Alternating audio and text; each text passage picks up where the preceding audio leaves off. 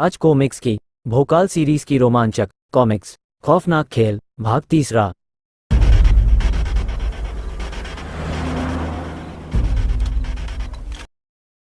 हर दर्शक के दिमाग में एक ही तूफान था।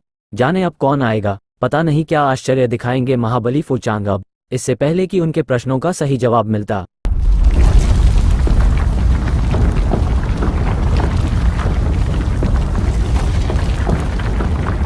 और सबके चेहरों पर खींच गई आतंक की रेखाएं, धरती का सीना चीर कर निकला भयानक दैत्य। किंतु तभी एक मानव भागता हुआ उसके सामने आ गया और एक निष्फल सा दुस्साहस किया। उसने दैत्य को बुरी तरह से गुस्सा दिला दिया और दैत्य झुका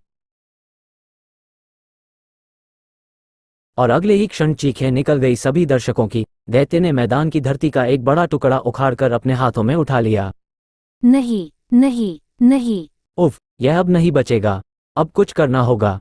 भोकाल और आलोक।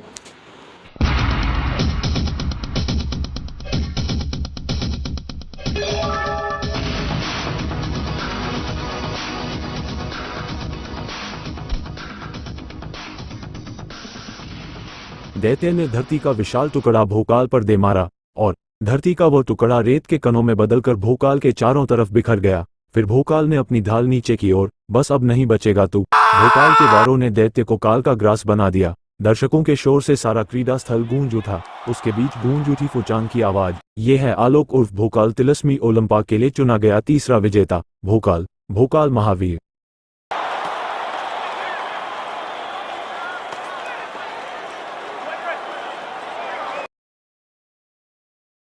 महाबली फूचांग का खूंखार स्वर गूंजा। अब मैं तीनों विजेताओं को तिलिस्मी ओलंपिक में भेजूंगा। तभी क्रीडा स्थल पर एक बिजली ने प्रवेश किया। ठहरो, मैं भी तिलिस्मी ओलंपिक में भाग लेना चाहती हूँ।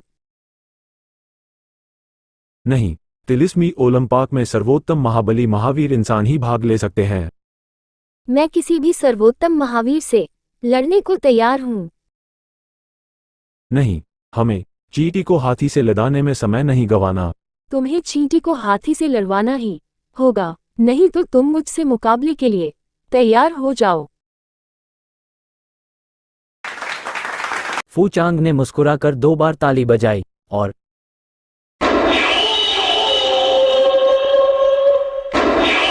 दोनों भयानक अंदाज में तुरिंग की तरफ बढ़े। तभी एक बिजली क्रोधी।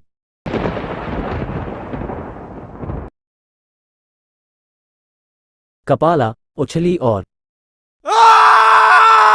शाबाश कपाला। क्या बला थी वह।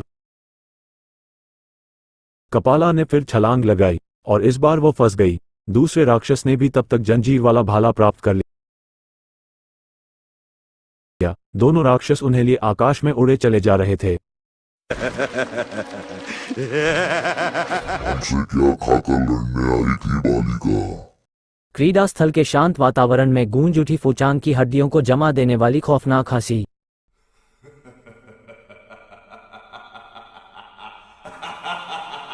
चींटी और हाथी का मुकाबला। तभी दोनों राक्षसों की चीखों से कांप उठा आकाश।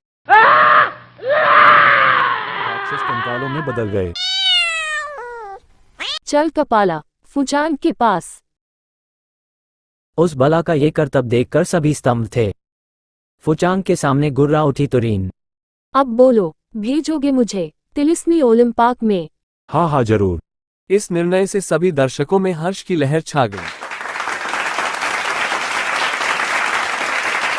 और कुछ ही देर बाद चारों विजेता वहां मौजूद थे। अब मैं आप चारों को तिलिस्मी ओलंपिक भेज रहा हूं। वहां क्या करना है, इसकी जानकारी आपको महावीर भोकाल वहां जाकर देंगे। हम तैयार है।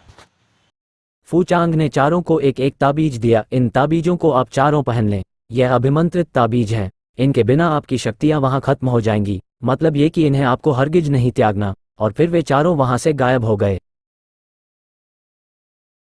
और तब गूंज उठी फूचांग की आवाज। पृथ्वी के राजाओं, महाराजाओं, चक्रवर्ती सम्राटों, इस क्रीड़ास्थल से ये खेल अब समाप्त हुआ। अब आप अपने अपने देशों में पहुंचकर भी तिलिस्मी ओलंपिक में हो रहे चारों वीरों के खेल का आनंद ले सकते हैं। किंतु उसके लिए आपको मुझे अपने अपने देशों की आय का आधा हिस्सा देना होगा। ये जादुई दूरदर्शन दर्पण। आपको तिलिस्मी ओलंपाक के सभी दृश्य दिखाएंगे। मेरा वादा है कि आपका ऐसा मनोरंजन कभी ना हुआ होगा, ना कभी हजारों साल तक किसी का होगा। हम सब तैयार हैं। हमें ये दूरदर्शन दर्पण चाहिए और हम आगे भी तिलिस्मी ओलंपाक में और वीरों को भेजते रहेंगे।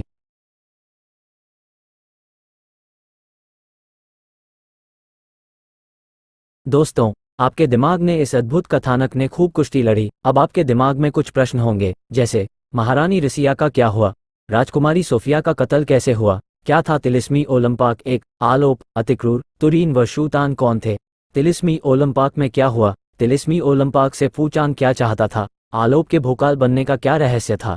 इन सब प्रश्नों के जवाब आपको मिलेंगे तिलिस्मी ओलंपाक में। एक लाइक जरूर करना दोस्तों। अलविदा।